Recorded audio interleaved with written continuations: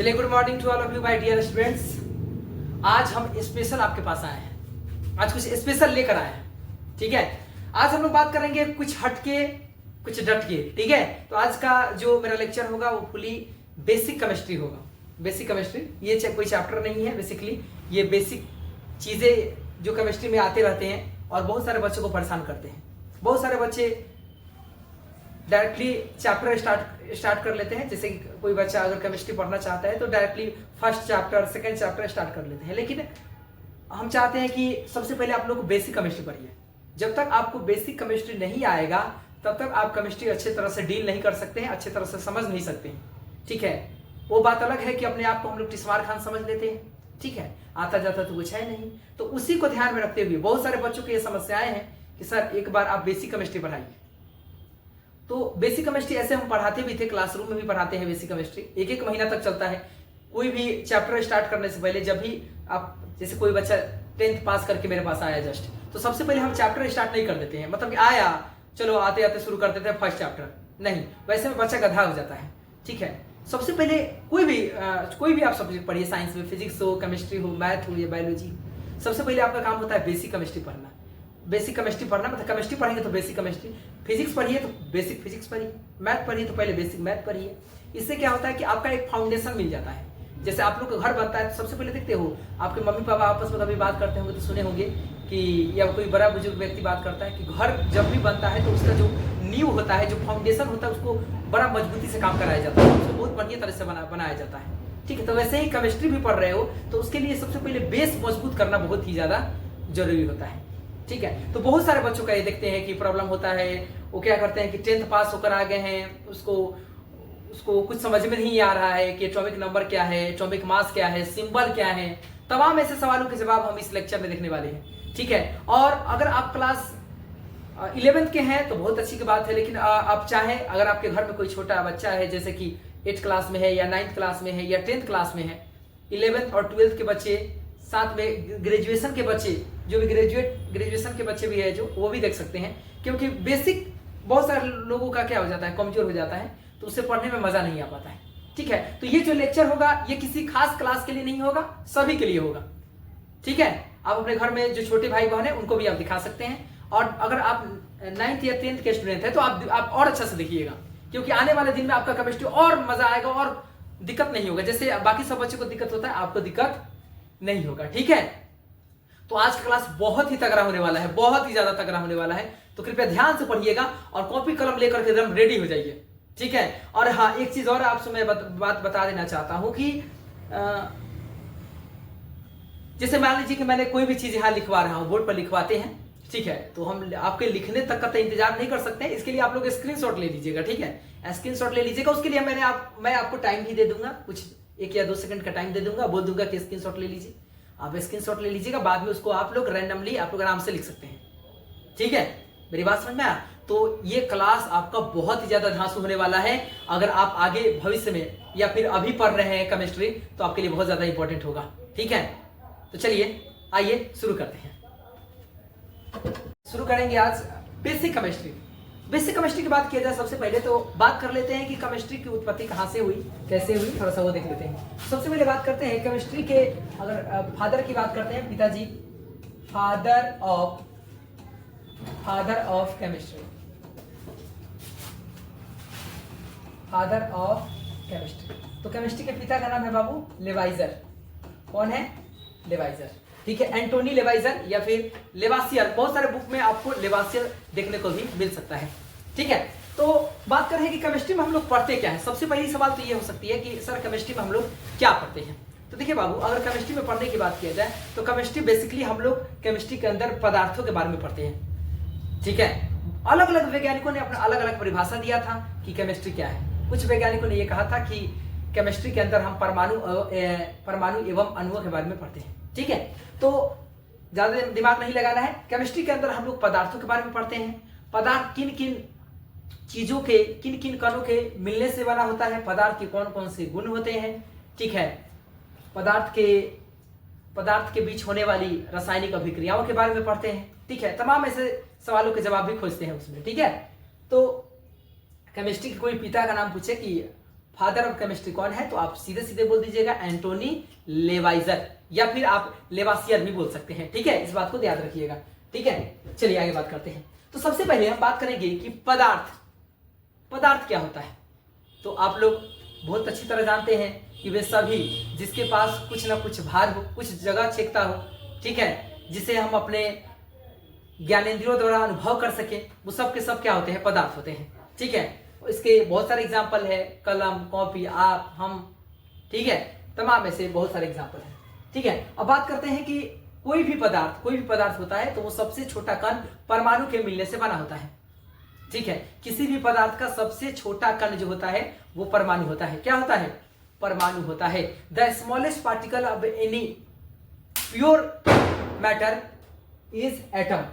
तो किसी भी पदार्थ का सबसे छोटा कण क्या होता है बाबू? परमाणु होता है। इस बात को आप ध्यान रखिएगा। हाँ, यौगिक का, अगर आपसे कोई पूछे यौगिक का सबसे छोटा कण क्या होता है, तो अणु होता है। यौगिक का सबसे छोटा कण अणु होता है। मेरी बात समझ में आया? और तत्व का सबसे छोटा कण परमाणु होता है। ठीक है, चलिए वो सब अभी ध्यान मत लगाइए। अभी हम लोग बात करते हैं सीधे परमाणु के बारे में, क्योंकि किसी भी पदार्थ का सबसे छोटा कण क्या होता है? परमाणु होता है। ठीक है, तो चलिए शुरू करते हैं, बात करते हैं परमाणु क्या है। आइए, परमाणु देखिए बाबू, यहां पर लिखा हुआ है परमाणु। परमाणु का आप इंग्लिश में कहते हैं एटम। क्या बोलते हो बाबू? परमाणु का आप इंग्लिश में कहते हो एटम। परमाणु का आप इंग्लिश में कहते हो एटम। एटम, यहां पर जो एटम लिया हुआ है, एटम जो लिखा हुआ है, इसमें दो वर्ड है, एक ए है और एक टम है। ए का मतलब होता है बाबू, ए का मतलब होता है नॉट। ए का मतलब क्या होता है? नॉट होता है। जबकि टर्म का मतलब होता है कटेबल। टर्म का मतलब होता है कटेबल या फिर डिविजिबल। ठीक है, तो नॉट का हिंदी हो जाता है, आप अच्छी तरह जानते हैं, नॉट का हिंदी क्या हो जाएगा? नॉट मतलब नहीं, और कटेबल, कट मतलब होता है काटना। ठीक है, कट मतलब काटना, कटेबल मतलब होता है काटने योग्य, यानी कि नहीं काटने योग्य। यहां पर लिखा हुआ भी है कि परमाणु का मतलब क्या होता है? नहीं काटने योग्य। बात जाहिर सी बात है, कहा गया कि किसी भी पदार्थ का सबसे छोटा कण परमाणु होता है। तो जब पदार्थ का सबसे छोटा कण जो परमाणु होता है, तो उससे छोटा और नहीं हो सकता है, यानी उसको और काटा नहीं जा सकता होगा, तभी तो उसको बोला जाता है कि ये क्या होता है? नॉट कटेबल होता है। यानी कि नॉट का मतलब ए और कटेबल मतलब टर्म, यानी कि एटम। परमाणु को आप इंग्लिश में एटम बोलते हो। ठीक है, और ये दो चीजों से मिलकर बना है, ए और टर्म से। ए का मतलब होता है नॉट, टर्म का मतलब होता है कटेबल, जिसका मतलब होता है नॉट कटेबल, यानी नहीं काटने योग्य। ठीक है, यानी कि परमाणु को काटा नहीं जा सकता है। अब आपका एक सवाल हो सकता है कि सर, पदार्थ का सबसे छोटा कण परमाणु होता है, पदार्थ का सबसे छोटा कण परमाणु होता है, तो सर इसके बारे में बताया कौन? परमाणु के बारे में सबसे पहले बताया कौन? अर्थात सर, परमाणु के पिताजी कौन है? जो खोज किया होगा वही पिता है। ठीक है, तो परमाणु के पिता है बाबू जॉन डाल्टन। परमाणु के पिता कौन है? John Dalton. यहाँ पर देखिए लिखा हुआ है, परमाणु के पिता कौन है? John Dalton. परमाणु के पिता या परमाणु का खोज किसने किया? परमाणु का खोज आपके जॉन डाल्टन नामक वैज्ञानिक ने किया था। ठीक है, परमाणु का खोज जॉन डाल्टन नामक वैज्ञानिक ने किया था। उसके बाद सवाल आता है कि परमाणु सर दिखने में कैसा होता है? तो मैं बताता हूं, परमाणु आकार में गोलाकार होता है। ठीक है, सबसे पहले तो ये बात याद रखिएगा कि परमाणु नेकेड आइज के द्वारा, यानी कि नंगी आंखों के द्वारा हम लोग देख ही नहीं सकते हैं। ठीक है, ये बहुत ही छोटा कण होता है। ठीक है, लेकिन फिर भी परमाणु को इलेक्ट्रॉन माइक्रोस्कोप के द्वारा देखा गया तो परमाणु का आकार गोलाकार पाया गया। ठीक है, तो परमाणु का आकार कैसा होता है? गोलाकार होता है। यहाँ पर लिखा हुआ है कि परमाणु का आकार कैसा होता है? गोलाकार होता है। देखो यहाँ पर एक गोलाकार चित्र भी बनाया गया है, और यही आपका क्या होता है? परमाणु का आकार कैसा होता है? परमाणु का आकार बाबू गोलाकार होता है। एकदम ध्यान से देखिएगा, एकदम जीरो लेवल से बना रहे हैं। आप कितना भी बड़का गधा होंगे ना, आप बहुत ज्यादा तेज होने वाले हैं। मेरी बात समझ में आया ना? केवल आप आराम से देखिएगा, घबराने की जरूरत नहीं है बिल्कुल। ठीक है, तो परमाणु का आकार कैसा होता है? बोलिए। परमाणु का आकार गोलाकार होता है। ठीक है, चलिए आगे बढ़ते हैं। अब बात कर रहे हैं कि परमाणु ये गोलाकार है, तो सर इसकी त्रिज्या कितनी होती है? मान लीजिए गोलाकार होता है तो उसका त्रिज्या होगी ना जी। तो अगर आपसे कोई पूछे कि परमाणु का त्रिज्या कितना होता है, परमाणु का त्रिज्या कितना होता है, परमाणु का त्रिज्या कितना होता है, थोड़ा देख लेते हैं। आइए, अब बात कर रहे हैं यहाँ पर कि परमाणु का त्रिज्या कितना होता है। तो यहाँ पर लिख सकते हैं, परमाणु का परमाणु का त्रिज्या। ठीक है, ये परमाणु का त्रिज्या आपके कंपटीशन के एग्जाम में पूछ सकते हैं, जैसे कि कुछ बच्चे नेवी के एग्जाम देते हैं, बिहार पुलिस के एग्जाम देते हैं, या तमाम जो गवर्नमेंट जॉब वाले जॉब के लिए तैयारी करते हैं उन बच्चों के लिए इंपॉर्टेंट है। परमाणु की त्रिज्या जो होती है वो होती है 10 के पावर माइनस 10 मीटर। परमाणु की त्रिज्या कितनी होती है? 10 के पावर माइनस 10 मीटर। ठीक है, इसको आप ध्यान रखिएगा कि परमाणु की त्रिज्या कितनी होती है? 10 के पावर माइनस 10 मीटर। मैं फिर से बोल रहा हूं, परमाणु की त्रिज्या कितनी होती है? 10 के पावर माइनस 10 मीटर।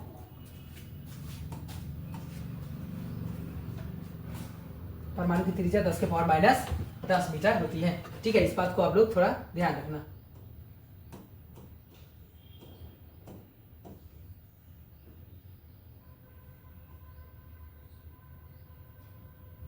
चलिए, जो भी है, परमाणु की त्रिज्या कितनी होती है? 10 के पावर माइनस 10 मीटर। ठीक है, परमाणु का आकार कैसा होता है? गोलाकार होता है। परमाणु का खोज किस वैज्ञानिक ने किया था?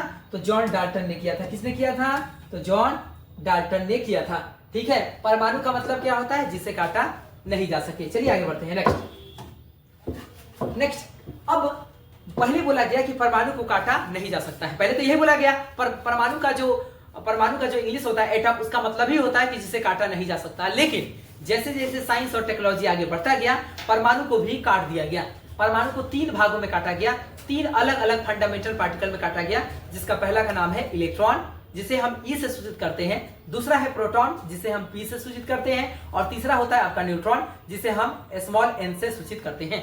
मेरी बात समझ में आया? परमाणु कितने कणों के मिलने से बना होता है? 3, इलेक्ट्रॉन, प्रोटॉन और न्यूट्रॉन, 3 प्रकार के कणों के मिलने से बना होता है। मेरा कहने का मतलब है कि जिस परमाणु को कुछ देर पहले हम बोल रहे थे कि काटा नहीं जा सकता है, लेकिन जैसे जैसे साइंस आगे बढ़ता गया, वैसे ही हम लोग परमाणु को भी 3 अलग अलग कणों में काट दिए। ठीक है, और उसमें से 3 कण निकले, इलेक्ट्रॉन, प्रोटॉन और न्यूट्रॉन। यानी कि परमाणु 3 मौलिक कणों के मिलने से बना होता है। तो आइए बात करते हैं अभी कि परमाणु के कितने मौलिक कण होते हैं। देखिए इधर, आइए बात, परमाणु यहां लिखा हुआ है फंडामेंटल पार्टिकल ऑफ एटम, यानी कि परमाणु के मौलिक कण। मौलिक कण का मतलब होता है बाबू कि वो कौन कौन सा ऐसा पार्टिकल है जिससे मिलकर के परमाणु बना है। मेरी बात समझ में आ गया? जैसे मान लीजिए कि आपके घर में अगर खीर बना तो खीर के मौलिक अवयव कौन है? मौलिक मतलब खीर में कम से कम क्या क्या चीजें डालनी पड़ती है? तो मौलिक चीजों में क्या हो गई? दूध, चावल, चीनी, ना मन करे तो थोड़ा इलायची भी डाल दिए, है कि नहीं है? थोड़ा टेस्ट बढ़ जाता है। काजू किशमिश भी डाल देते हैं, किशमिश होता है ऐसे फूल जाता है तो अच्छा नहीं लगता है। ठीक है, आइए बात करते हैं।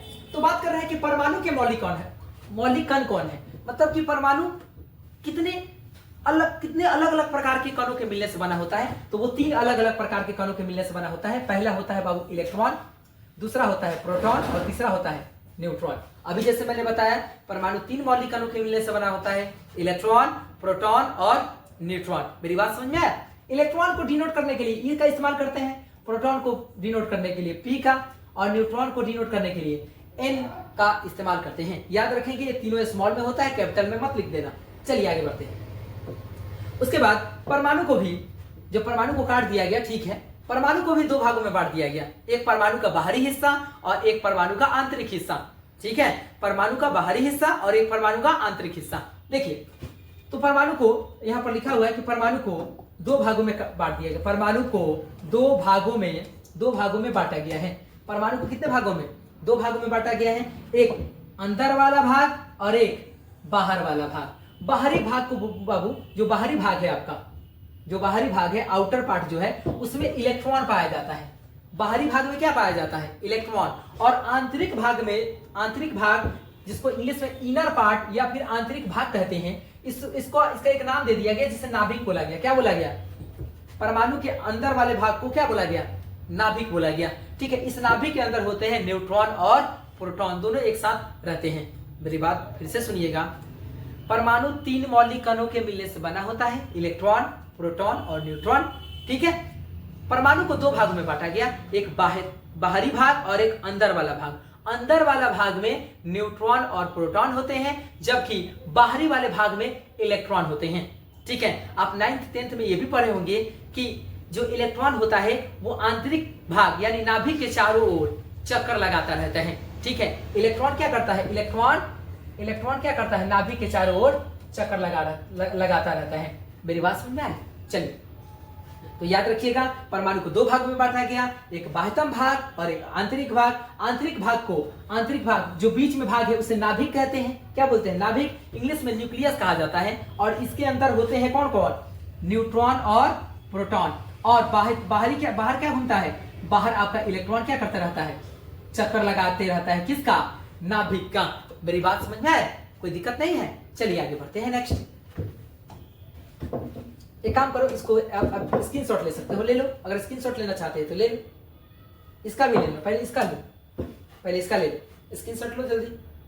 1 2 3, चलो अब इसका भी लो।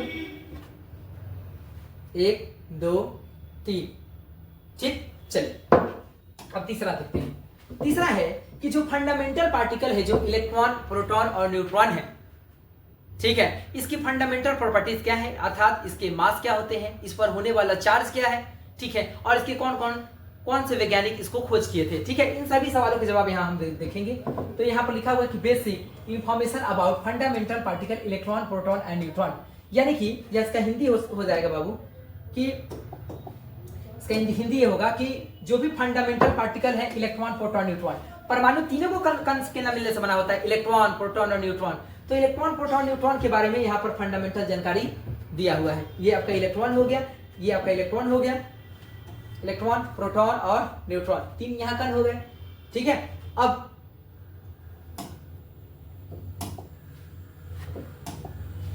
चलिए, अब यहाँ पर क्या करेंगे, ये आपका इलेक्ट्रॉन हो गया, प्रोटॉन हो गया, न्यूट्रॉन हो गया, ठीक है। तो इलेक्ट्रॉन का बाबू, इलेक्ट्रॉन का जो सिंबल है, इलेक्ट्रॉन को सूचित करने के लिए ई का इस्तेमाल करते हैं, ठीक है। और आप ये भी याद रखिएगा, इलेक्ट्रॉन पर निगेटिव चार्ज होता है। कैसा चार्ज, इलेक्ट्रॉन पर निगेटिव चार्ज होता है। याद रखिएगा, इलेक्ट्रॉन पर निगेटिव चार्ज होता है। इलेक्ट्रॉन पर कैसा चार्ज होता है बाबू, निगेटिव चार्ज होता है, ठीक है। इलेक्ट्रॉन पर निगेटिव चार्ज होता है, ठीक है। प्रोटॉन पर बाबू पॉजिटिव चार्ज होता है, और वही न्यूट्रॉन पर कोई भी चार्ज नहीं होता है। इस बात को आप हमेशा याद रखिएगा, इलेक्ट्रॉन पर निगेटिव चार्ज, प्रोटॉन पर पॉजिटिव चार्ज और न्यूट्रॉन पर कोई भी चार्ज नहीं होता है। जैसे आप बाइक भी चलाते होंगे तो वहां पर आता है न्यूट्रल गियर, होता है ना। रियलिटी में न्यूट्रल कोई गियर ही नहीं होता है। न्यूट्रल का मतलब होता है कि ना गाड़ी आपका आगे जाने वाला है, यानी ना प्लस में, ना पीछे जाने वाला है, ना माइनस में, यानी कि इस पर कोई चार्ज नहीं होता है। किस पर, न्यूट्रॉन पर, ठीक है। न्यूट्रल नाम ही से लग रहा है कि इस पर कोई चार्ज नहीं होगा। यहाँ प्रोटॉन है, प्रोटॉन पर पॉजिटिव, पी से प्रोटॉन, पी से पॉजिटिव, और इलेक्ट्रॉन पर याद रखिएगा क्या चीज, निगेटिव चार्ज होता है। मेरी बात समझ में आ गया? चलिए आगे बात करते हैं। इलेक्ट्रॉन को ई से डिनोट करना, प्रोटॉन को पी से, न्यूट्रॉन को स्मॉल एन से डिनोट करना। इलेक्ट्रॉन पर जो चार्ज होता है बाबू, वो इलेक्ट्रॉन और प्रोटॉन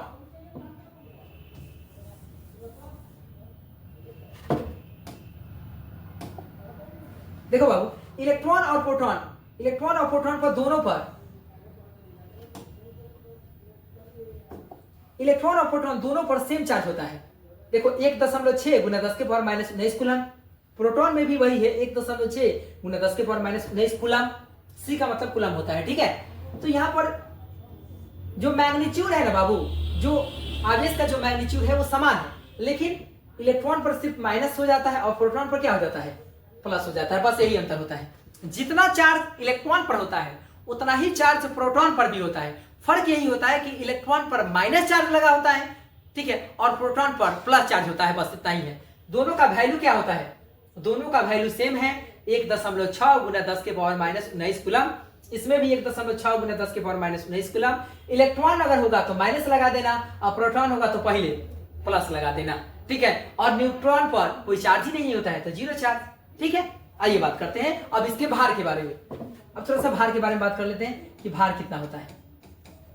भार के बारे में बात किया जाए तो इलेक्ट्रॉन पर जो भार होता है बाबू, इलेक्ट्रॉन का भार होता है 9.1 गुना 10 के पावर माइनस 31 केजी। प्रोटॉन का जो भार होता है वो 1.6 गुना 10 के पावर माइनस 27 केजी, और न्यूट्रॉन का जो भार होता है 1.6 गुना 10 के पावर माइनस 27 केजी। एक बात और याद रखना, जिस प्रकार इलेक्ट्रॉन और प्रोटॉन पर आवेश समान होता है, ठीक वैसे ही न्यूट्रॉन और प्रोटॉन दोनों का जो भार होता है बाबू समान होता है। न्यूट्रॉन और प्रोटॉन दोनों का भार क्या होता है, दोनों का भार समान होता है। दोनों का भार क्या होता है? दोनों का भार देखिए, इसका भी भार देख लो, इसका भी भार देख लो, दोनों का भार क्या है? समान है। न्यूट्रॉन और प्रोटॉन का भार क्या होता है? लगभग समान होता है। लेकिन एक बात और बता देते हैं, अगर भाई जब कोई आपसे पूछ दे कि न्यूट्रॉन और प्रोटॉन का जो भार आप बराबर लिखे हैं क्या 100% बराबर होता है? तो नहीं, थोड़ा सा का डिफरेंस होता है बाबू। और डिफरेंस में क्या होता है मैं बताता हूं। प्रोटॉन से न्यूट्रॉन भारी होता है। न्यूट्रॉन का भार प्रोटॉन से थोड़ा सा क्या होता है? ज्यादा होता है, ठीक है। लेकिन ज्यादा नहीं होता है, इसलिए दोनों को लगभग क्या मान लेते हैं हम लोग? बराबर मान लेते हैं। मेरी बात समझ में आए? अब बात कर लेते हैं थोड़ा सा इसके आविष्कारक के बारे में। इलेक्ट्रॉन का खोज किया था बाबू जे थॉमसन ने, प्रोटॉन का खोज किया था गोल्डस्टीन ने, और न्यूट्रॉन का खोज किया था जेम्स चैडविक ने। मेरी बात समझ में आए? इलेक्ट्रॉन का खोज किसने किया? जे थॉमसन ने। प्रोटॉन का खोज किसने किया? गोल्डस्टीन ने। और न्यूट्रॉन का खोज किसने किया? जेम्स चैडविक ने। ठीक है, कोई दिक्कत है? नहीं है तो इसका स्क्रीनशॉट ले लो जल्दी से। 1 2 3।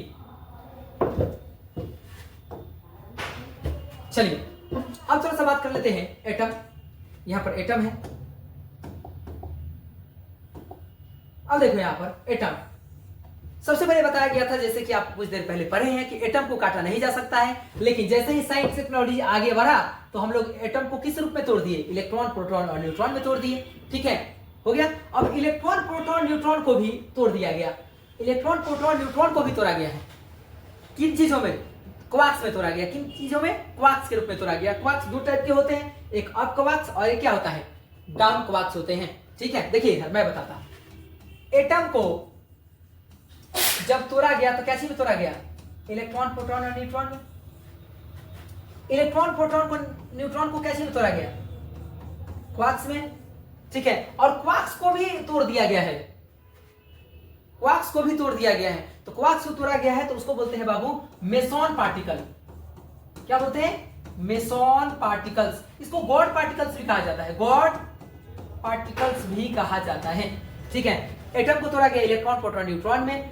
इलेक्ट्रॉन, प्रोटॉन, न्यूट्रॉन को तोड़ा गया क्वार्क्स में। क्वार्क्स को भी तोड़ दिया गया है मेसॉन पार्टिकल में। अभी तक आप इतना ही जानते होंगे, अभी तक आप लोग इतना ही जानते होंगे कि परमाणु को तोड़ा गया तो इलेक्ट्रॉन, प्रोटॉन और न्यूट्रॉन में टूटा है। लेकिन आप लोग ये भी जानिए कि इलेक्ट्रॉन, प्रोटॉन, न्यूट्रॉन को भी तोड़ दिया गया है, क्वार्क्स में तोड़ा गया है। ये दो टाइप्स के होते हैं, up quarks and down quarks. और उसके बाद क्वार्क्स को भी तोड़ दिया गया है मेसॉन पार्टिकल में। ठीक है, जो कि एक तरह से वेव होता है, ये कोई पार्टिकल नहीं होता है। और इसको हम लोग गॉड पार्टिकल के नाम से भी जानते हैं। ठीक है, इन फ्यूचर आप आगे और हायर एजुकेशन कीजिएगा और आगे बढ़िएगा और आगे जाकर पढ़ाई कीजिएगा तो आपको ये सब चीज वहां पर याद आएगा। ठीक है, तो ये थोड़ा सा एडवांस बता दिए हैं आपको, इसको नोट कर लीजिए। 1 2 3 ले लिए स्क्रीनशॉट। चलिए आगे बढ़ते। नेक्स्ट है बाबू एटॉमिक नंबर। बहुत ही अच्छा, एकदम बेसिक से स्टार्ट हो गया आपका यहां पर। फिर एटॉमिक नंबर। अब बात कर रहे हैं बाबू एटॉमिक नंबर। एटॉमिक नंबर, परमाणु संख्या। परमाणु संख्या क्या होता है थोड़ा सा ये देख ले। देखो बाबू एक बात याद रखना, और आपको याद भी है कि एक परमाणु है, मान लीजिए आपके पास एक परमाणु है। मान लीजिए यहां पर एक परमाणु है, ठीक है।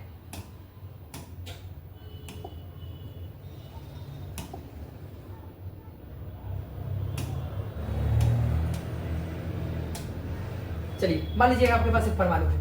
इसको जब हम तोड़ेंगे तो 3 प्रकार के कण निकलेगा, इलेक्ट्रॉन, प्रोटॉन और न्यूट्रॉन। निकलेगा ना? निकलेगा।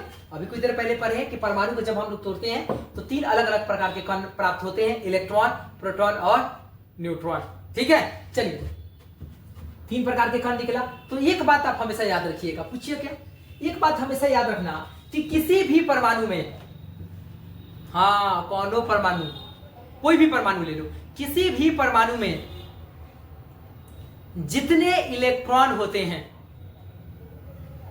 इलेक्ट्रॉन मतलब का, इलेक्ट्रॉन पर नेगेटिव चार्ज होते हैं, जितने भी इलेक्ट्रॉन होते हैं उतने ही प्रोटॉन होते हैं। किसी भी परमाणु में जितने इलेक्ट्रॉन होते हैं उतने ही क्या होते हैं बाबू? प्रोटॉन होते हैं। जितने इलेक्ट्रॉन होते हैं उतने ही प्रोटॉन होते हैं। ठीक है, मैं फिर से बोल रहा हूं, किसी भी परमाणु में जितने इलेक्ट्रॉन उतने ही क्या होते हैं? प्रोटॉन होते हैं। ठीक है, और जितने इलेक्ट्रॉन उतने प्रोटॉन, उसी को परमाणु संख्या भी कहा जाता है। तो यहां पर नेक्स्ट टॉपिक वही है, परमाणु संख्या। और सवाल है कि भाई परमाणु संख्या क्या है? तो देखो यहाँ पर किसी परमाणु में उपस्थित इलेक्ट्रॉन तथा प्रोटॉन की संख्या को परमाणु संख्या कहते हैं। ठीक है, मैं बात कर रहा हूं यहां पर देखना, किसी परमाणु में उपस्थित इलेक्ट्रॉन या प्रोटॉन की संख्या को ही क्या कहा जाता है? परमाणु संख्या। अच्छा, यानी कि जैसे ऑक्सीजन का परमाणु संख्या अगर 8 होता है तो इसका मतलब है कि उसमें 8 ही इलेक्ट्रॉन होते होंगे और 8 ही प्रोटॉन भी होते होंगे। अभी जैसे मैंने कुछ देर पहले बताया कि जितने भी परमाणु है उसमें इलेक्ट्रॉन और प्रोटॉन की संख्या क्या होती है? बराबर होती है। ठीक है, तो यहाँ पर E बराबर क्या हो गया? P। देखिए परमाणु संख्या बराबर क्या हो गई? E बराबर P। ठीक है, चलिए, तो परमाणु संख्या की बराबर क्या होता है? इलेक्ट्रॉन की संख्या बराबर प्रोटॉन की संख्या। ठीक है, एक क्वेश्चन आता है बड़ा बाबू, कोई कोई पूछ देता है कि परमाणु पर कौन चार्ज होता है? इलेक्ट्रॉन पर नेगेटिव होता है, ठीक है, प्रोटॉन पर पॉजिटिव होता है, ठीक है, न्यूट्रॉन पर कोनो चार्ज नहीं होता है, कोनो चार्ज नहीं होता है न्यूट्रॉन पर। तो कोई कोई भुलवाने के लिए तुमसे पूछ देगा कि इलेक्ट्रॉन पर नेगेटिव, प्रोटॉन पर पॉजिटिव है, न्यूट्रॉन पर कोई चार्ज नहीं, तो परमाणु पर कौन चार्ज होता है? परमाणु पर।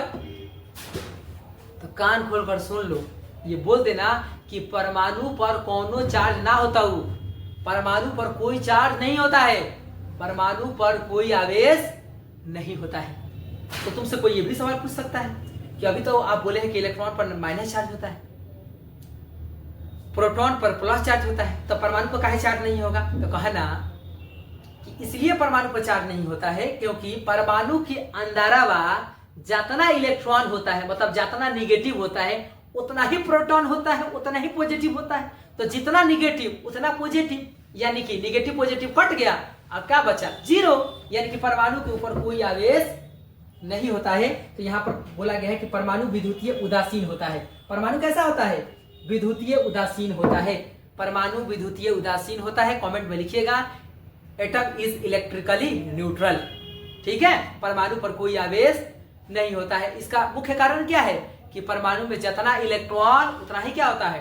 प्रोटॉन होता है। तो इसका मुख्य कारण यहाँ लिखा हुआ है। इसका मुख्य कारण परमाणु के में जितने इलेक्ट्रॉन होते हैं उतने ही क्या होते हैं? प्रोटॉन होते हैं। परमाणु में जितने इलेक्ट्रॉन होते हैं उतने ही क्या होते हैं? प्रोटॉन होते हैं। ठीक है, कोई दिक्कत यहाँ तक नहीं है? आगे बढ़ते हैं, नोट कर लो, इसको स्क्रीनशॉट ले लो।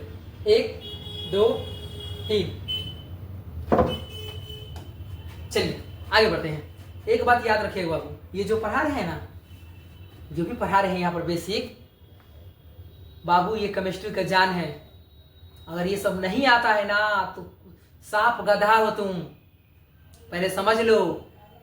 9वीं 10वीं वाला अगर विद्यार्थी देख रहा हो सब खूब बढ़िया से पढ़ लो सब, ठीक है।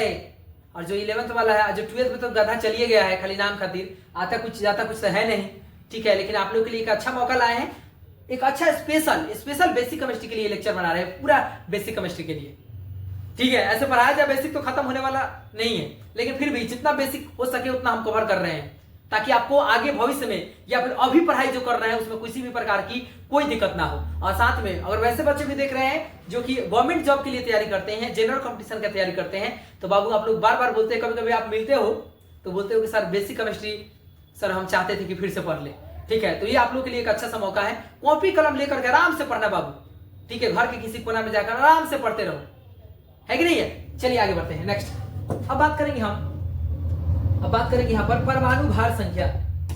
यहाँ पर बात करेंगे परमाणु भार संख्या, ठीक है। बहुत सारे लोग इसको गलती पढ़ लेते हैं, सीधे पढ़ लेते हैं परमाणु भार, ठीक है। लेकिन सबसे पहले हम लोग पढ़ते हैं क्या चीज? परमाणु भार संख्या। थोड़ा आपको टॉपिक ये लग रहा है ना अजब टाइप का, परमाणु भार। आप लोग परमाणु भार पढ़े होंगे, परमाणु भार संख्या जल्दी नहीं पढ़े होंगे आप लोग, है कि नहीं है। आप लोग जनरली ये गलती कर देते हैं। परमाणु भार संख्या, सबसे पहले हम बात करेंगे परमाणु भार संख्या के बारे में, ठीक है। तो बात करते हैं भाई परमाणु भार संख्या क्या है। तो सुनो, एक परमाणु है, परमाणु को दो भागों में बांटा गया था, एक बाहरी भाग, एक क्या हो गया? बाहरी भाग। अब बाहरी भाग में क्या होता है? खाली इलेक्ट्रॉन। अंदर वाला भाग, जिसके अंदर वाला भाग को क्या कहते हैं? अंदर वाले भाग को क्या कहते हैं? नाभिक। अनाभिकों में क्या होता है? न्यूट्रॉन और, नाभिक में क्या होता है? न्यूट्रॉन और प्रोटॉन, ठीक है। अब परमाणु के नाभिक में जितने भी न्यूट्रॉन और प्रोटॉन होते हैं, परमाणु के नाभिक में जितने भी न्यूट्रॉन या प्रोटॉन होते हैं, दोनों की संख्या को जोड़ दो, ठीक है। जो भी संख्या आ जाए उसी संख्या को परमाणु भार संख्या कहते हैं। मेरी बात फिर से सुनिए, किसी भी परमाणु के, किसी भी कौनो परमाणु के नभिकवा में नभिकवा में जितना न्यूट्रॉन प्रोटॉन होता है ना, उसको संख्या जोड़ दोगे तो वही क्या हो जाएगा, परमाणु भार संख्या हो जाएगा। मेरी बात समझ में आया? मैं बार बार बोल रहा हूं, बेसिक स्ट्रॉन्ग रहेगा तभी तुमको पढ़ने में मजा आएगा। ठीक है, अपने आप को हवा बांधने से कोई फायदा नहीं है कि हम आई एम टिस्मार खान, आता जाता तो कुछ है नहीं, तो खाली टिस्मार खान कहने से नहीं होगा, सब पढ़ना होगा। जब तक आपको जौरे मजबूत नहीं होगा, मान लो कि तुम एक बहुत बड़ा पेड़ है, ठीक है, और उसका जौरे कमजोर है, पूरा फैल गया है, पूरा हवा बांध लिया है कि हम ढेर तेज हैं, थोड़ा सा भी आंधी आएगा पेड़ उखड़ के फेंका जाएगा। मतलब थोड़ा सा भी अगर मीडियम लेवल का एक क्वेश्चन आ जाए कंपटीशन का एग्जाम, तो उस आंधी में क्या हो जाइएगा, उड़िया जाइएगा तुरंत। तो बेसिक स्ट्रॉन्ग रहेगा ना बाबू, तो उसमें क्या होता है ना कि आप धरती को पकड़ कर चल रहे हैं। बेसिक स्ट्रॉन्ग मतलब क्या, आप पकड़े हुए हैं, है कि नहीं है? इसलिए बेसिक स्ट्रॉन्ग कीजिए पहले। परमाणु भार संख्या बराबर क्या हो गया, न्यूट्रॉन की संख्या और प्रोटॉन की संख्या के योग के बराबर। तो इसको नोट कर लीजिए, जल्दी से नोट कर लो। चलिए, तो ये हो गया आपका परमाणु भार संख्या। परमाणु भार संख्या किसे कहते हैं? किसी भी परमाणु में उपस्थित न्यूट्रॉन या प्रोटॉन की संख्या के योग को, किसी भी परमाणु में न्यूट्रॉन या प्रोटॉन की संख्या के योग को परमाणु भार संख्या कहते हैं। परमाणु भार संख्या इज इक्वल टू न्यूट्रॉन की संख्या प्लस प्रोटॉन की संख्या। बैला बढ़िया से पढ़ो, बढ़िया से, ठीक है। परमाणु भार संख्या equal to n plus P. परमाणु संख्या इक्वल टू इलेक्ट्रॉन की संख्या बराबर प्रोटॉन की संख्या, ठीक है। तो अभी दो चीज बताए, परमाणु संख्या इक्वल टू इलेक्ट्रॉन बराबर प्रोटॉन, और परमाणु भार इक्वल टू संख्या equal to n plus P. मेरी बात समझ में आ गई? ठीक है, इसको आप नोट कर लीजिए, 1 2 3 ले लिए स्क्रीनशॉट। चलिए नेक्स्ट, अब देखिए आ गया आपका टॉपिक परमाणु भार। बाबू आ गया परमाणु भार, ठीक है भाई। परमाणु भार क्या होता है भाई? परमाणु भार क्या है? ठीक है, तो परमाणु भार, किसी भी परमाणु का भार, कोई भी परमाणु है, ठीक है, कोई भी परमाणु है, तो इसका जो भार होगा वही क्या होगा, परमाणु भार। लेकिन सवाल है कि इसको डिफाइन कैसे करेंगे? ऐसे करने से थोड़े होगा कि परमाणु का भार को परमाणु भार कहते हैं, आदमी भार किसे कहते हैं, आदमी के भार को आदमी भार कहते हैं, ठीक है। कुछ बैला को पूछिएगा ना, कुछ बैला को पूछिएगा कि चालक किसे कहते हैं, तो कहेगा क्या, हाँ 10वीं क्लास के नीचे का अगर स्टूडेंट सुन रहे हैं तो उनके लिए ठीक है क्या, तो जिससे विद्युत धारा पास कर जाए उसे हम चालक कहते हैं। लेकिन आप आइए ना केमिस्ट्री पढ़ने, अपने पता चलेगा, खाली झमकावले से थोड़े होगा, ठीक है। खाली गजरा मुझे याद कर लेते हैं, किससे पूछ दीजिए गाँव देहात में, देखिएगा। ऐसे देखिए, हम एक चीज मानते हैं बाबू, गाँव के जो बच्चे होते हैं बड़ा मेहनती होते हैं, लेकिन जौना क्षेत्र में मेहनत करेगा वही में सफलता हासिल करता है। सब जौना क्षेत्र में मेहनत करेगा, ठीक है। गांव के लड़का बेवकूफ नहीं होते हैं। शहर के कुछ बच्चे बोलते हैं कि गांव के लोग बेवकूफ, गांव के जो बच्चे होते हैं बेवकूफ होते हैं, ऐसा कुछ नहीं है बाबू, ठीक है। हम लोग भी गांव के हैं, हम मंगल ग्रह से थोड़े आए, ठीक है। तो आप लोग भी मेहनत कीजिए, बहुत आगे जाइएगा, ठीक है। तो यही बात कर रहे थे बाबू कि एटॉमिक मास की बात कर रहे हैं। जैसे यहाँ पर परमाणु भार है, ठीक है, ये परमाणु हो गया आपका, कहां से आ जा रहा है ये परमाणु, इस परमाणु का भार। तो परमाणु के भार के लिए एक स्टैंडर्ड एटम लिया गया जिसका नाम क्या है, देखो ये स्टैंडर्ड एटम है, ये आपका स्टैंडर्ड एटम है बाबू, देख लो, यही आपका क्या है, स्टैंडर्ड एटम है, जिसका नाम क्या है, C12। कार्बन परमाणु को लिया गया, किसके परमाणु को लिया गया, कार्बन परमाणु को लिया गया। कौन से कार्बन परमाणु, जिसका परमाणु भार कितना होता है, 12 होता है, ये भी याद रखिएगा, ठीक है। वैसा कार्बन लेना है जिसका परमाणु भार कितना हो, 12 हो। और कोई सर ज्यादा कम भी होता है का, हाँ वो होता है, ठीक है, वो हम बाद में बात करेंगे, ठीक। चलिए, तो अब बात कर रहे हैं यहाँ पर बाबू की परमाणु भार क्या होता है। तो सुनिए, किसी भी परमाणु, किसी तत्व का परमाणु भार वह संख्या है जो यह बताता है कि तत्व का एक परमाणु एक C12 परमाणु के भार के 12वें भार से कितना गुना भारी है। नहीं ना बुझाया होगा, हम जानते हैं नहीं बुझाया। अरे गधा नहीं बुझाया है तो इसका मतलब तुमको बुझाया है कि तुमको ये नहीं बुझाया है। इसका मतलब तुम लोग तेज हो, अपने आप को कम मत आगो। तुम लोग जाते हैं टिस मार खा तो है वो सब मास्टर एंड ब्लास्टर, ठीक है कि नहीं है। तो यहां पर जैसे मान लीजिए कि अगर आपसे कोई पूछे कि आपका वजन क्या है, what is the weight of आपका वेट कितना है, ठीक है। अब आपका वजन कोई पूछता है तो आप बोलते हैं कि सर मेरा वजन है 40 केजी। 40 केजी वजन है आपका, तो 40 केजी वजन है का इसका मतलब क्या आप लोग क्या समझते हैं? 40 केजी वजन है का मतलब, जैसे मान लीजिए आपका वजन 40 केजी है तो इसका मतलब आप क्या समझते हैं बताइएगा। अगर आपको आता है तो कमेंट बॉक्स में लिख दीजिए तो तुरंत कि 40 केजी आपका वेट है, इसका मतलब क्या है बताइएगा। ना बुझाता है इसे ने कहते हैं चोटा गही का। 40 केजी का मतलब देखो बाबू क्या होता है, हम खाली बोल देते हैं कि मेरा वजन 40 केजी है, इसका मतलब क्या होता है, व्हाट इज द मीनिंग, इसका मतलब मीनिंग क्या होगा 40 केजी का मतलब क्या होता है, तो समझाते हैं सुनो। 40 केजी का मतलब होता है बाबू कि अगर आप अपना वजन बताते हैं कि मेरा वजन 40 केजी है, इसका मतलब ये है कि आपका वजन जो है 1 केजी बटखारा के तुलना में 40 गुना ज्यादा है, या उसके बट जो 1 केजी है ना, 1 केजी के तुलना में मतलब 1 केजी की तुलना में 40 गुना है। मेरी बात समझ आया? उसको बोलते हैं 40 केजी। यानी आप कुछ भी बताते हैं तो रिलेटिव बताते हैं। सुनो एक चीज और, इस एटॉमिक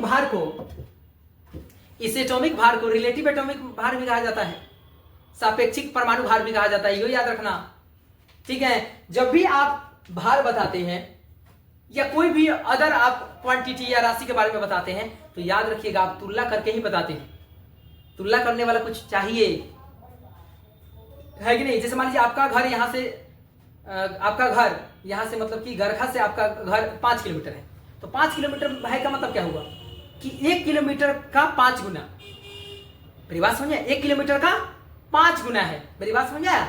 ठीक है, तो आप लोग तुलना करके बताते हैं कि 1 किलोमीटर जितना होता है ना भैया वो 5 गुना है, वो आप बताते हैं, तुलना करते हैं। जब तक आप तुलना नहीं करेंगे आप किसी भी राशि के बारे में, आप उसकी राशि के मैग्नीट्यूड के बारे में आप नहीं बता सकते हैं। तो हम लोग तुलना करते हैं। 40 केजी का मतलब जैसे अभी बताया ना मैंने कि 40 केजी का मतलब क्या होता है कि 1 केजी का 40 गुना, 1 केजी गुना 40, है कि नहीं है। चलिए आगे बढ़ते हैं। तो परमाणु भार भी ऐसे निकाला गया। परमाणु भार इक्वल टू होता है तत्व के एक परमाणु का भार बट्टा में C12 के द्रव्यमान का 1/12वां भाग। यानी कि क्या करो कि C12 का एक परमाणु ले लो, C12 का एक परमाणु ले लो और इसको 12 भाग में काट दो, 12 भाग में काट दो, ठीक है। पता नहीं कितना भाग में काटे लेकिन 12 इक्वल पार्ट्स में काट लो, ठीक है। उसके एक पार्टवा को ना बारी बारी से तराजू बजा कर रखो। इसके एक पार्ट को ना बाबू 1 AMU कहा जाता है, इसके एक भाग को क्या कहा जाता है 1 AMU कहा जाता है। ये सब बहुत ज्यादा बेसिक हो गया, हम ज्यादा यहाँ पर ध्यान तुमको नहीं दिलवाना चाहते। इतना शॉर्टकट में समझो कि कार्बन 12 का एक परमाणु ले लो, उसको 12 भाग में बांट दो, ठीक है। उसका एक जो भाग होगा उसको आप 1 AMU कहते हैं, 1 AMU। जैसे हम लोग अपना वजन कराते हैं तो कहते हैं ना एक केजी पहले तराजू में बैठ जाते हैं, 1 केजी पहले रखो, फिर एक और रखो 1 केजी का, फिर एक और रखो, फिर एक और रखो, ऐसे ही रखते रखते 40 बार रखोगे तो तुम्हारा वजन बराबर आ जाएगा। जो वेटिंग मशीन होता है वो क्या हो जाएगा, ऐसे हो जाएगा, तो सीधा हो जाएगा कि नहीं। तो यहाँ पर वही बात है, यहाँ पर कार्बन के एक परमाणु को 12 बराबर भागों में बांट दिया गया है और एक भागों को 1 AMU कहा जाता है, ठीक है। अभी कुछ देर पहले देखेंगे, इसको नोट कर लीजिए, तो पहले नोट कीजिए, बहुत डिटेल्स बताना है इसमें। चलिए देखो यहां पर, देखो दिया गया है, यहां पर बाबू आपको दिया हुआ है, देख लो।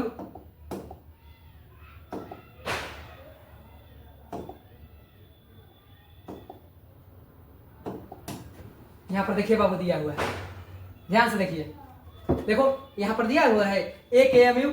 1 AMU बराबर कितना होता है और C12 एटम, मतलब क्या कि C12 परमाणु के एक एटम लेना है, उसका कितना भाग, उसका कितना भाग 1/12वां भाग को ही क्या कहते हैं 1 AMU कहते हैं। क्या कहते हैं बाबू 1 AMU कहते हैं। ये बात समझिए, बहुत ज्यादा डिटेल चल जा रहे हैं, हो सकता है कि जो 9th 10th के बच्चे उसको प्रॉब्लम हो रहा हो, लेकिन घबराने की जरूरत नहीं है, हम आगे और डिटेल्स कर रहे हैं, ठीक है। घबरा मत, लाइन पे बने रहना खाली बस। 1 AMU बराबर क्या होता है C12 परमाणु के C12 के एक परमाणु के 12वें भार को एक AMU कहते हैं। क्या कहते हैं? एक AMU कहते हैं। तो एक AMU बराबर क्या हो गया? 1/12 गुना मास ऑफ C12 एटम। ठीक है, अब mass of C12 atom, mass of C12 atom, एक कार्बन, एक C12 कार्बन का भार कितना होता है? परमाणु का भार कितना होता है? 1.99 गुना 10 के पावर माइनस 23 ग्राम। ठीक है, 1.99 गुना 10 के पावर माइनस 23 ग्राम हो गया। ठीक, अब क्या करते हैं कि इसका मान को यहाँ रख देते हैं। मान को इसमें रख करके कितना से भाग दे देंगे? 12 से। जैसे ही भार देखो यहाँ वैल्यू रख दिए, वैल्यू रख करके 12 से भाग दे दिए। जैसे ही वैल्यू रख के 12 से भाग दे दोगे तो एक AMU बराबर आ जाएगा 1.66 गुना 10 के पावर माइनस 24 ग्राम। एक AMU बराबर, कमेंट बॉक्स में जरूर लिखना, तो एक AMU बराबर 1.66 गुना 10 के पावर माइनस 24 ग्राम। ठीक है, ये बहुत ही ज्यादा VBI होता है, ये कंपटीशन के एग्जाम में भी पूछता है कि एक AMU बराबर कितना ग्राम। ठीक है, ये कितना केजी? अरे ग्राम पता चल जाएगा तो केजी नहीं निकाल लोगे, तुम लोग तेज हो। क्या कर दोगे? 1000 से गुना कर दोगे ना, मारेंगे एक चट्टा न चुट्टा कहीं। क्या भाग दे देना 1000 से, खुश हो गया कि हाँ। ठीक है, एक AMU बराबर इतना ग्राम हो गया। ठीक है, 1.66 गुना 10 के पावर माइनस 24 ग्राम। बायला एक AMU बराबर बोलो तो, एक AMU बराबर बोल जल्दी, एक AMU बराबर कितना होगा? 1.66 गुना 10 के पावर माइनस 24 ग्राम। पढ़ा रहे हैं केमिस्ट्री, आई छोटा पूछ दिया था फिजिक्स में। ये क्वेश्चन ये बिहार बोर्ड में पूछा है, फिजिक्स में क्वेश्चन पूछ दिया था। तो अरे फिजिक्स में पूछे चाहे केमिस्ट्री में, अरे केमिस्ट्री या फिजिक्स में एक ही ना होता है छोटा कहीं क्या? केमिस्ट्री और फिजिक्स में थोड़ा सा कहीं तो डिफरेंस है। अरे केमिस्ट्री को ना माइक्रो फिजिक्स भी कहा जाता है। ठीक है, दोनों समझो ना कि भाई है, भाई है, सब है कि नहीं है? ठीक, जैसे मान लीजिए 2 बिजनेस है। ठीक है, तो एक वो भाई संभाल रहा है, एक दूसरा भाई संभाल रहा है, केमिस्ट्री वाला अपना संभाल रहा है, फिजिक्स वाला अपना संभाल रहा है, लेकिन दोनों एक ही घर का है, केमिस्ट्री और फिजिक्स। ये बात को याद रखिएगा। ठीक, तो एक AMU बराबर कितना होता है? 1.66 गुना 10 के पावर माइनस 24। ये कमेंट बॉक्स में लिखना। ठीक है, और सुनो, एक AMU बराबर 1/Na ग्राम भी कहा जाता है। अब Na का मतलब क्या होता है थोड़ा समझ लो। एक मोल, हालांकि हम बताएंगे बाद में, बहुत सारा चीज है बाबू, बेसिक में बहुत सारा चीज है, इसीलिए बोलते हैं कि टिस्मार खान बनने से कोई फायदा नहीं है, चुपचाप पढ़िए।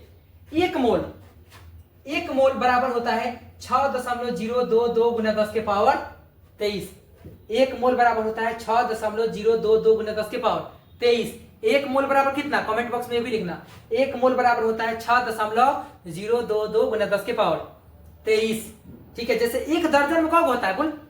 एक दर्जन में 12 वस्तु, एक दर्जन में 12 वस्तु। ठीक है, और एक मोल में कितना वस्तु? तो 6.022 गुना 10 के पावर 23 वस्तु। ठीक है, ये कमेंट बॉक्स में जरूर लिखना। और हाँ, अगर तुम देशचोर हो तो एक मोल बराबर हाथ ना लिखने से अच्छा है ना कि देशचोर है तो इसके बदला में खाली लिख दो Na। क्या लिख दो? Na। एक मोल बराबर क्या लिख दो?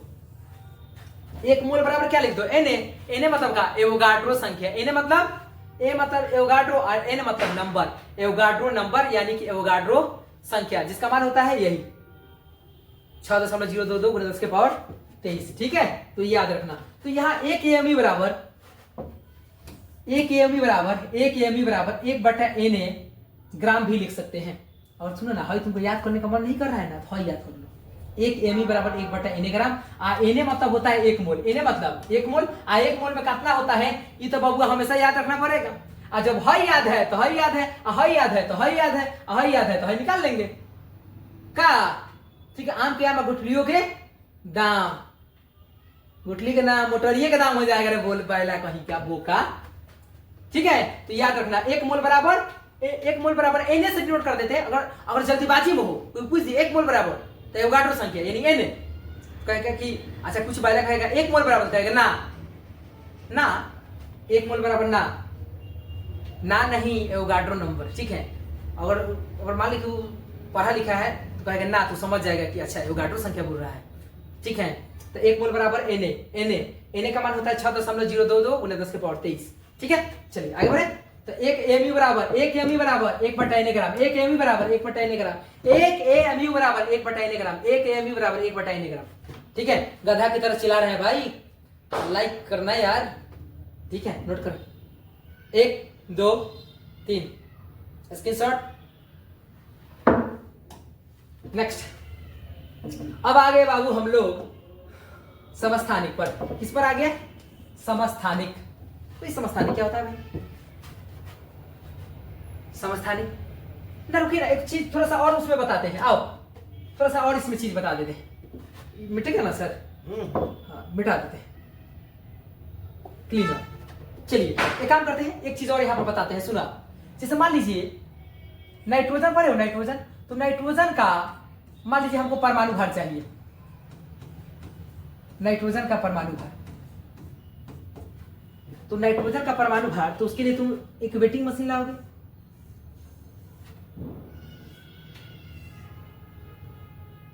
ठीक है, एक साइड में क्या कर दोगे?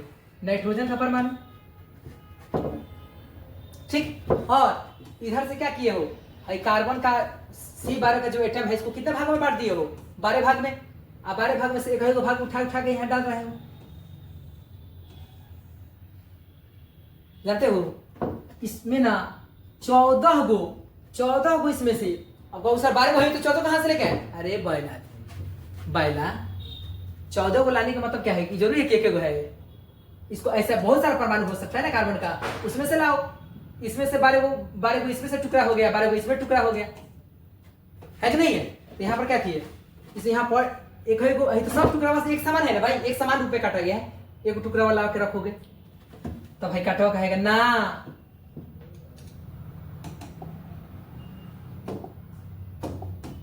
ये क्या कहेगा? ये जो इसका जो एरो होगा इसी साइड में होगा। इधर भारी है ना, नाइट्रोजन भारी है, इस साइड में होगा, क्योंकि आप जानते हैं कि नाइट्रोजन का भार 14 होता है। ठीक है ना, 14 यानी बाद में बात करेंगे। ठीक है, ये जानिए थोड़ा सा पहले से। ठीक है, ये इधर होगा। ऐसे करते करते टुकड़े को कितना बार लाएंगे? 14 बार जैसे ही लाओगे ना, तो ये जो है जो आपका एरो है कितना पर चला जाएगा? ऐसे सीधा हो जाएगा, यानी कि दोनों क्या हो गया? बराबर। तो कौन टुकड़ा ला कर रखे? 14 टुकड़ा ला कर रखे, 14 को टुकड़ा। तो एक टुकड़ा को 1 AMU कहा जाता है। एक टुकड़ा को 1 AMU, याद करो, एक टुकड़ा को 1 AMU। तो नाइट्रोजन का परमाणु भार कितना हो गया? 14 AMU। बॉयलर देखो कितना अच्छा चीज है। यहाँ पर नहीं जानता है मैक्सिमम लोग, खाली याद कर लेता है। परमाणु भार की इकाई AMU होता है। अरे बॉयल याद करने से होगा, खाली छोटा कहीं क्या, खाली याद करने से होगा छोटा कहीं। सब बेसिक जानो, ये कैसे आया, ये कैसे आया। यहाँ पर बता दें नाइट्रोजन का भार 14 AMU। AMU काहे लगाए में? इसलिए लगा क्योंकि 14 गो टुकड़ा लाए। किसके? C12 के एक परमाणु के 12 टुकड़ा करके 14 को टुकड़ा यहाँ से ला कर रखे, तब जाकर एक कांटा क्या हो गया? बराबर हो गया। दोनों एक दूसरा क्या हो गया? बराबर हो गया। एक टुकड़ा होकर 1 AMU, तो 14 को टुकड़ा रखे हैं तो कब हो? 14 AMU हुआ कि नहीं हुआ? ठीक है, तो आपको ये समझ में आ गया होगा कि परमाणु भार की इकाई क्या होती है? AMU। परमाणु भार की इकाई क्या होती है? AMU। और 1 AMU बराबर का था ना, अभी ने छोटा याद करवाए हैं, छोटा 1.66 × 10 के पावर -24 ग्राम। ठीक है, जानते हो खाली बता रहे हैं। मान लीजिए कि आपसे कोई पूछा आपका वजन कितना है, तो कहिएगा कि 40 kg, 50 kg। आप बताइएगा, ग्राम में तो नहीं बताइएगा। ठीक है, कुछ 20 kg का है सर, हमारे क्लासवा में कुछ 20 kg का है, 20 kg का है सर। देह में जाने ये लगता है कि ऑन को नहीं, अनवा को समझ रहा है ना, खा जाता है। वो अनाज नहीं खाता है, अनाजवा उसको खा जाता है। ठीक है, तो हेल्थ पर भी ध्यान दीजिए आप लोग। मम्मी लोग आप देख रहे हैं तो आप लोगों के लिए प्रणाम। ठीक है, आप अपने बच्चों को थोड़ा खान पान पर भी ध्यान दिलवाइए, है कि नहीं है? चलिए अब यहाँ पर क्या करते हैं बाबू? 1 AMU है ना। अब 1 AMU की बात करते हैं, तो 1 AMU हो गया 1.66 × 10⁻24 ग्राम्स। क्लियर? चलिए 1 AMU बराबर, ये हमेशा याद रखना बाबू। हम कितना बार बोले यार, जल्दी से हो गया। चलिए आगे बढ़ते हैं। हाँ, अभी हम बता रहे थे कि जैसे मान लीजिए आपसे कोई पूछे कि आपका कितना वजन है, तो आप क्या बोलते हैं? 40 kg या 50 kg।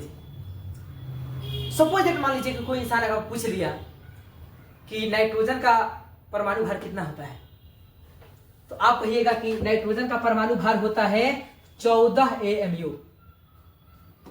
नाइट्रोजन का परमाणु भार 14 AMU होता है। नाइट्रोजन का परमाणु भार 14 AMU होता है। तो कहेगा रे छोटा आज तक तो हम भार को ग्राम में केजीए में नापते दिखते हैं, तुम एएमयू कहां से ला दिया है? ऐसा बैला पूछ सकता है बैल क्या चीज? सही बात है, वो पूछेगा। बैल का मतलब क्या होता है? तेज आदमी, मेहनती आदमी। बैल से भी सीखा जा सकता है। हम तुम लोग बैला कहते हैं का मतलब क्या हुआ? तुम लोग मेहनती हो, ठीक है। वो बात अलग है कि जो काम नहीं करना चाहिए वो करते हो, और जो पढ़ना चाहिए तो करने करोगे नहीं, ठीक है। तो यहाँ पर देखिए, अगर आपसे कोई पूछते कि परमाणु का, नाइट्रोजन का परमाणु भार, तो नाइट्रोजन का परमाणु भार कितना होता है? 14 AMU। अब मान लीजिए कि वो नहीं समझ रहा है, वो जानता है कि परमाणु जो भार होता है वो ग्राम में या किलोग्राम में मापा जाता है, और तुम बता रहे AMU में। कुछ खसरा होगा, जानते हो क्या कहेगा? 14 MU, 14 MU क्या देगा? अब कहेंगे MU तो कहेंगे है ना देमनु, जल्दी बताओ। हम ग्राम और केजी में MU क्या कर रहा है तू? जाहिर सी बात है भाई कि भार को ग्राम और केजी में हम लोग जनरली बताते हैं, ये MU का हो गया। तो सुन बैला, तुम इसको ग्राम में भी बता सकते हो, 14 गुना 1 MU लिख सकते हो 14 MU को। तो 14 गुना 1 MU, 1 MU का मान तो याद कर ही लिया होगा, याद कर लिया होगा, याद कर लिया है। हाँ हम जानते हैं, बहुत बढ़िया से जानते हैं तुमको हम। 1 MU का मान कितना होता बोल? 1 MU बराबर कितना? नहीं ना बताएगा, नहीं बताएगा, हम जानते हैं। तो बड़े गला में पराक पराक मारेंगे, एक बार चोट्टा कहेंगे, एक मारे दांत लगा देंगे, एक बार मार के चोट्टा कहेंगे। पढ़ना तो है नहीं, पर चोट्टा कहेंगे। 1 MU बराबर कितना होता है? 1.66 गुना 10 के पावर माइनस 24। 1 MU बराबर कितना? 1 AMU बराबर हो गया एक, सॉरी यहाँ पर क्या बता दिए यार, इसका थोड़े होता है।